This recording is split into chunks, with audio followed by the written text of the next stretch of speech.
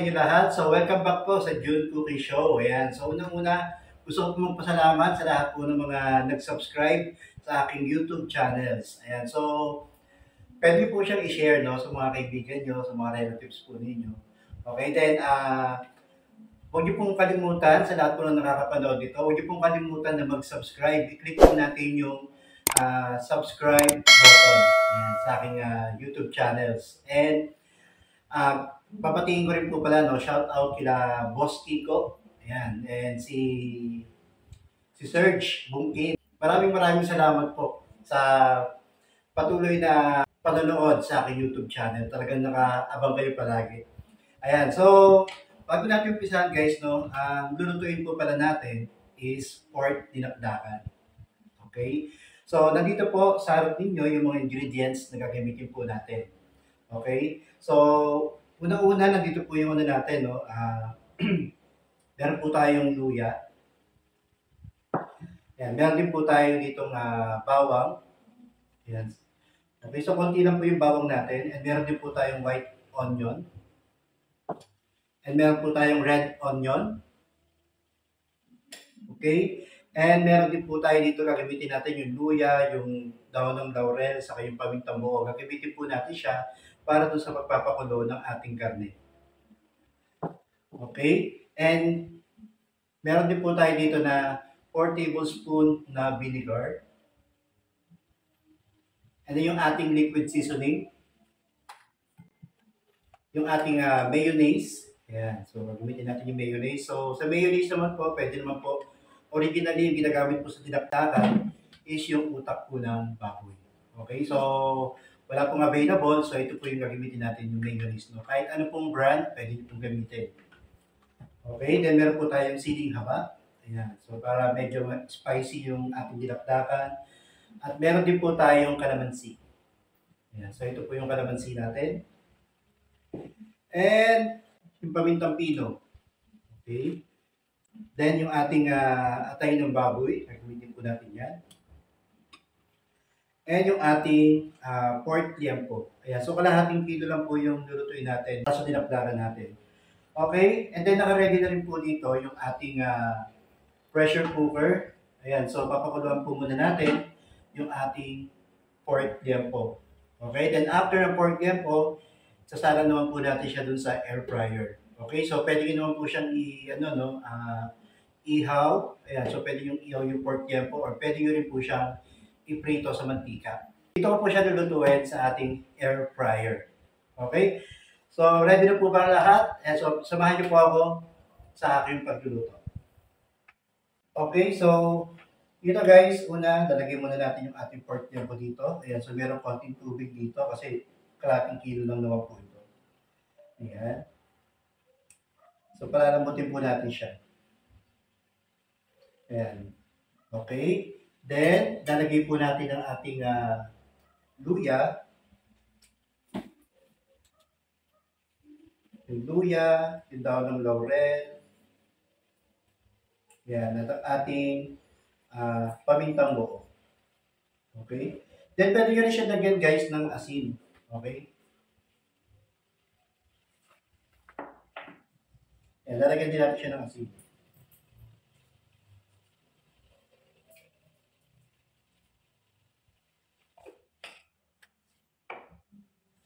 Yan. Then, isasalang na po natin siya.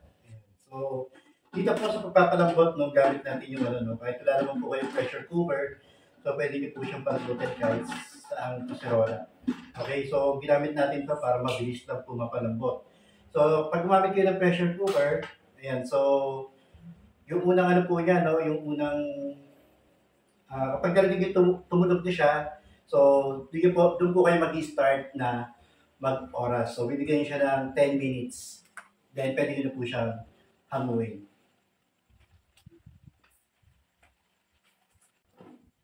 Ayan. So, nasalang na po natin.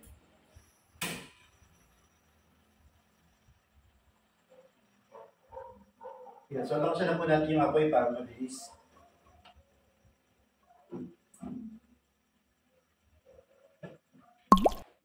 Okay, so after 10 minutes guys, so ito na po, hamuin na natin yung ating pinalambot na pork liempo.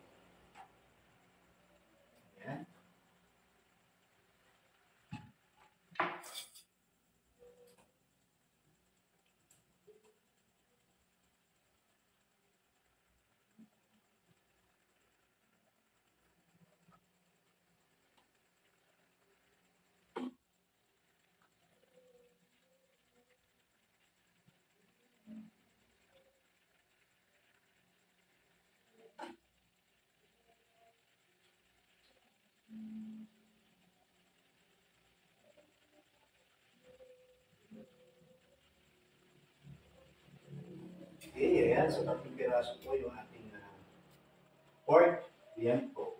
Okay guys, so ito po guys, no, na-drain na natin yung ating pork liempo after natin pakuluan. So isasara naman natin siya ngayon dito sa ating air fryer. So sabi ko nga po kanina, pwede natin itong i-prito, ihaw, ayan. So kung ano po yung gusto nyong option. Okay, so sa akin dito guys, yan ko lang siya. I-air fryer ko lang para hindi na tayo gagamit ng mantika. Okay, yan. So sabay-sabay ko na siya yung tatlo.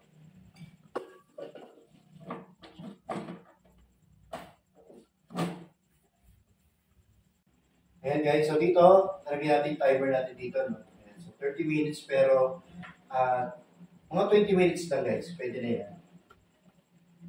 20 minutes lang natin air fry. Then, set natin sa 200 degrees Celsius. Yan. Yan guys, so check muna natin, no, yung niluluto natin. Yan. So, nakita na natin, medyo malapit na. So, baliktad na po natin, no, para equal yung natin, pagkakaluto. Yan. Okay. Okay guys, so baliktad lang po natin. Sobrang lambot pala, no? So, dapat, ano lang siya, 5 minutes lang.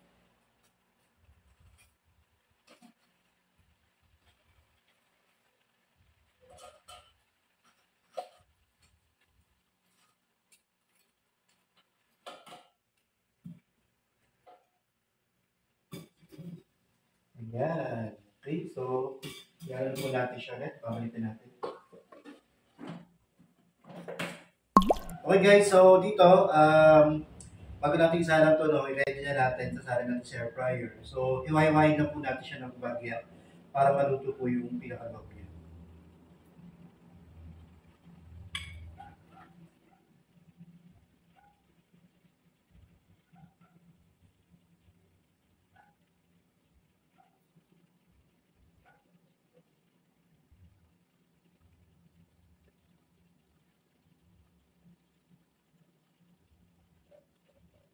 Okay guys, so ito guys, hahamuin na natin ang ating in-air fry na pork liempo.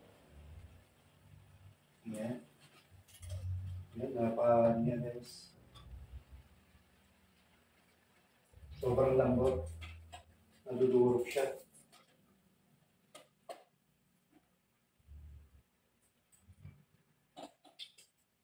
Napakabango. Okay, so next natin guys, no, is yung ating pork liver. So ito naman sasalang natin.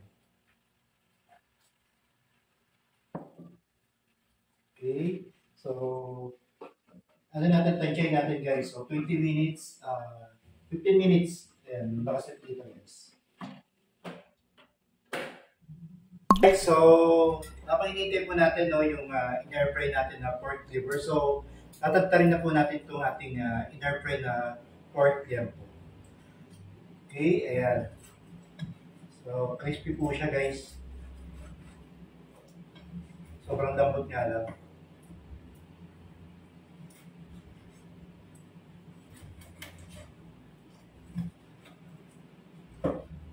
Sobrang lambot.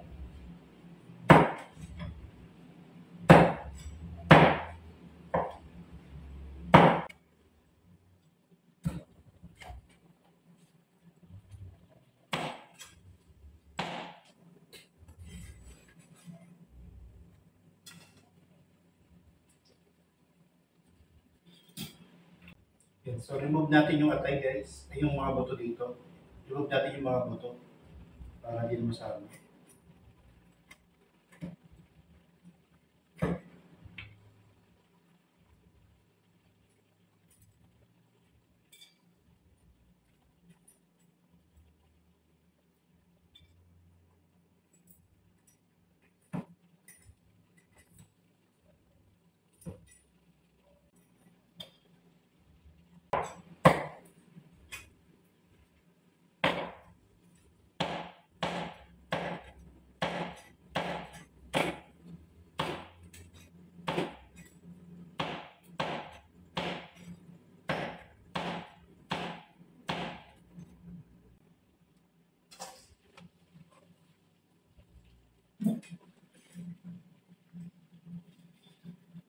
Okay, so last one.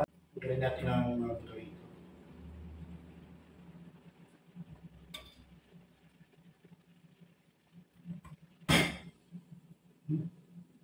Okay, may buto.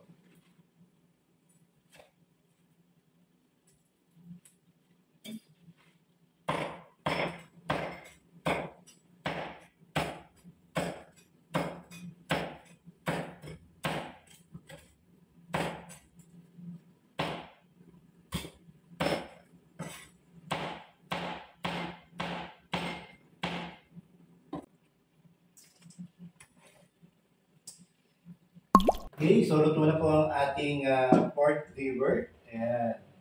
Okay, so haluin na natin siya guys. Okay. Ngayon gagawin natin guys.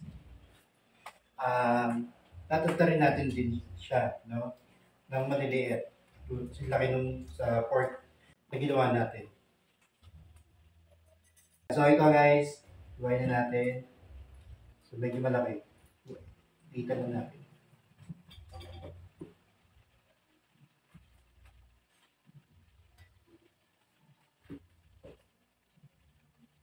So lipisan lang natin ang iba guys. Para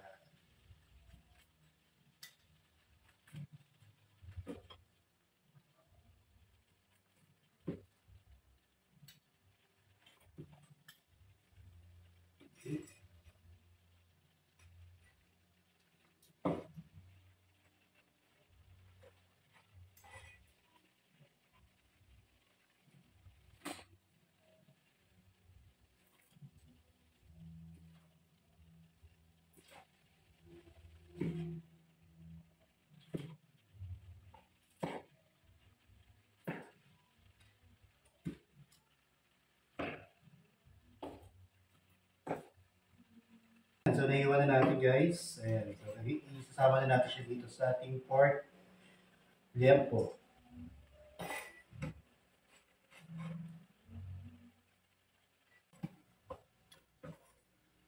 Isasama na natin sa pork liempo.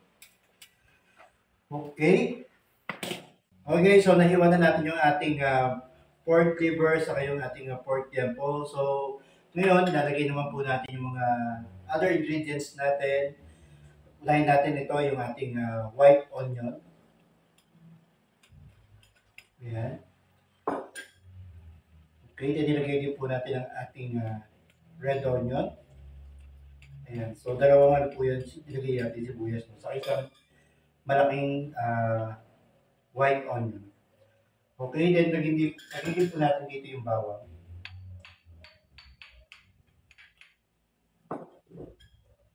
At yung ating luya. Okay. Then dito, next natin, lalagyan po natin siya ng paminta. Or ng black pepper natin.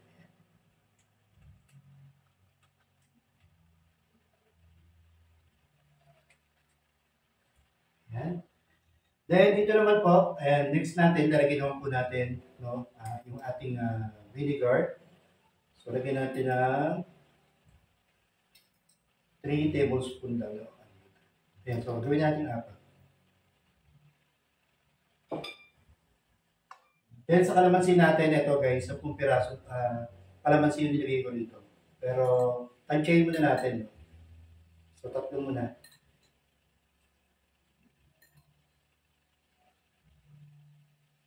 Okay, so parang ano na to, sakto. 1 tablespoon. Bigyan na natin natin. Nahirapan pa sarili ko. Yan. Okay. So next naman natin guys, no, yung ating liquid seasoning. Ayan, so dahan-dahan lang po guys. Okay. Then, halo-haloyin po natin siya. Halo-haloyin muna natin.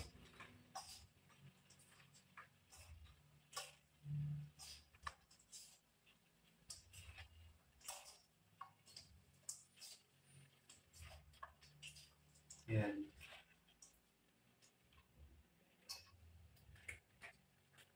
So, lagyan pa ng konting paminta guys.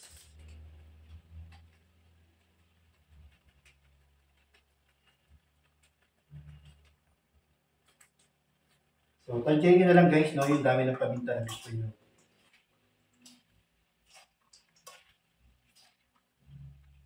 Okay, so next natin, lalagyan naman po natin yung ating mayonnaise. Okay, so pwedeng gumamit tayo ng utak ng baboy dito. Ayan, pwedeng any brand na mayonnaise. Ayan, so hinay-hinay lang guys ha. Unti-unti lang muna.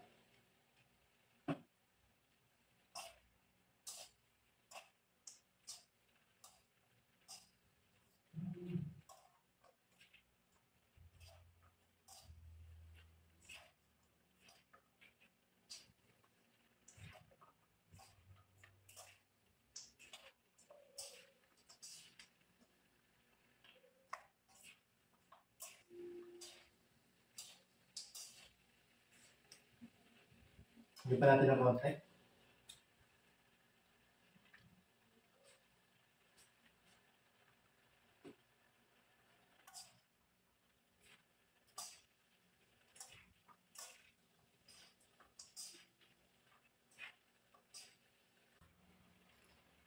Lagyan natin ulit ng konting liquid seasoning.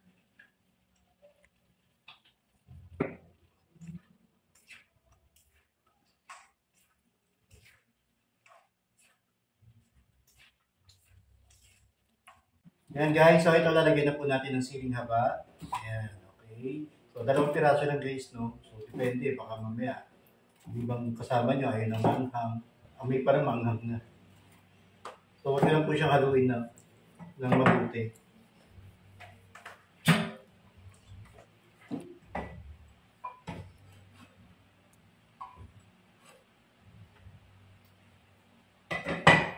Okay, ayan. Anghang. Amoy pa lang. So, konting halo lang guys.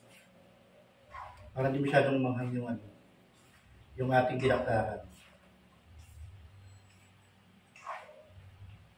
Ito na po yung ating pork dinakdakan guys. So titingnan na natin. Yan, sigurado mapaparami kayo ng kain dito guys sa pork dinakdakan natin. Okay. Yan, so favorite to ng classmate ko guys. Yan, so dadala natin siya.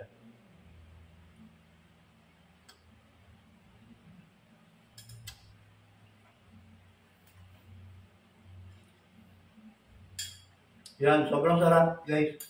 Try nyo na rin to guys, yung pork pinaktakan. Sobrang sarap na, promise. Gutom na rin ako guys.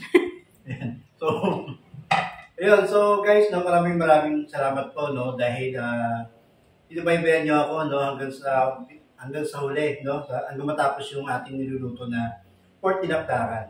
Ayan, so guys, no, ulitin ko ulit, so sana huwag pong kalimutan na i-click yung subscribe button. Okay, so maraming salamat po guys sa inyong lahat. So kita-kita po tayo ulit sa mga susunod na video na i-upload po namin. Okay, so thank you po sa inyong lahat guys. God bless you all.